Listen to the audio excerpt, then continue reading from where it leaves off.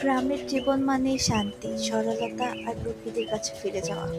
ভোরে মোরগের ডাক, কুয়াশার ভেতর দিয়ে সূর্যের লাল আভা, আর বাঁশবাগানের ভেতর দিয়ে পাখির ডাক, এসবই গ্রামের আসল রূপ।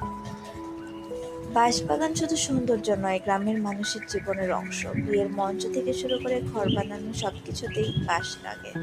বাতাসে বাঁশ পাতার দোলায় এক অদ্ভুত সুর শোনা যায়। জঙ্গলের নীরবতা একদিকে ভয় ধরায়, আবার অন্যদিকে এক শান্তির অনুভূতি দেয়। সেখানে পাখি, চিচি পোকার ডাক আর অজানা গাছগাছালি আমাদের মনে করিয়ে দেয় প্রকৃতির ভেতরেই জীবনের আসল স্বাদ লুকিয়ে আছে। গ্রাম শুধু জায়গা নয়, এটা একটা অনুভূতি, যেখানে মানুষ প্রকৃতির সাথে একাত্ম হয়ে বাঁচে।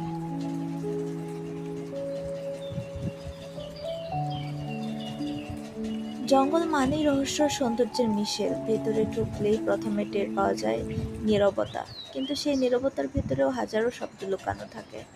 বাতাসে পাতার ঝরঝর শব্দ, অচেনা পাখির ডাক, ঝিঁঝি পোকার সুর, সব মিলিয়ে যেন এক সিম্ফনি।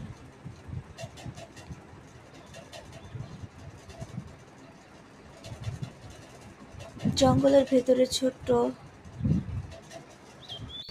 বড় গাছ শুধু সবুজ ছায়া নয়, গাছ মানেই জীবন।